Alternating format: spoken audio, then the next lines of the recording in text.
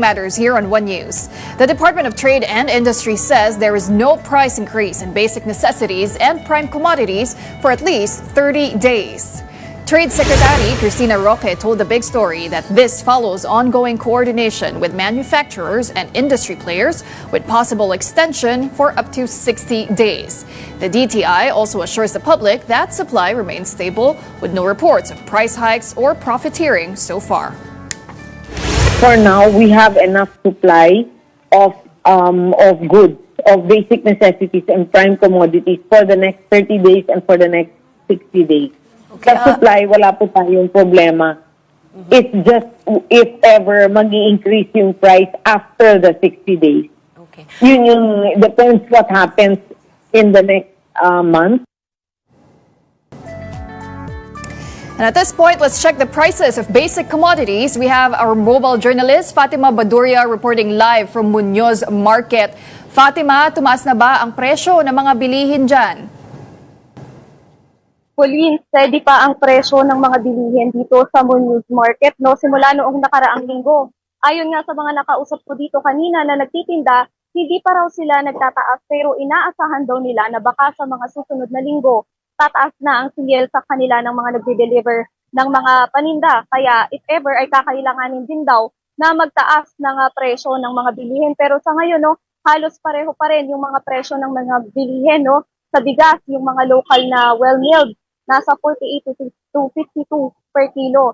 Yung mga imported naman na well-milled, 53 to 58 pesos. Pero dito, banda sa labas, may mga nakakita tayo ng mga imported rice, nasa 60 to 63 pesos naman. Ang mais, nasa 80 per kilo.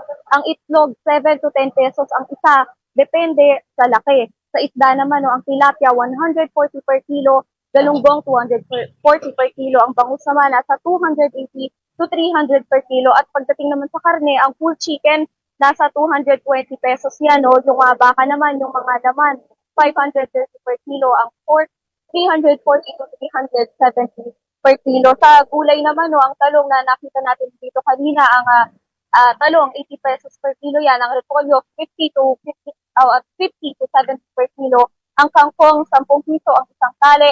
Sa carrots naman, nasa 140 to 160 per kilo dito. Sa ampalaya, 140 yan per kilo din. Ang kamatis, 40 to 50 per kilo. At sa mga saging na nakita natin dito sa labas kanina, ang merong 100 per kilo at ang mangga naman, 140 per kilo. Sa ngayon, lahat ng mga presyo na yan ay pasok pa dun sa mga presyo na average na naitala ng Department of Agriculture simula last week, so steady pa naman, Pauline.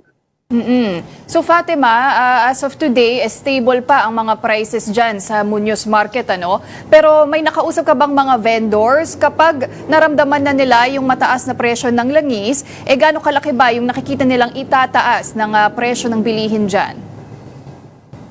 Actually, Pauline, hindi pa nga nila sigurado, pero inaabangan daw nila yan.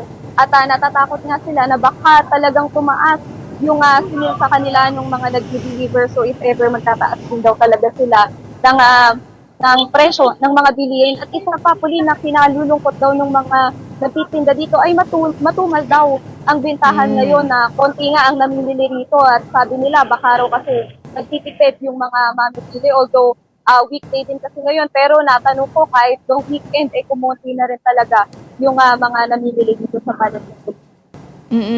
Pero as of today, Fatima, wala pa namang reports ng mga nagsasara, ng mga tindahan, wala pa naman masyadong nalulugi sa kabila ng krisis na ito.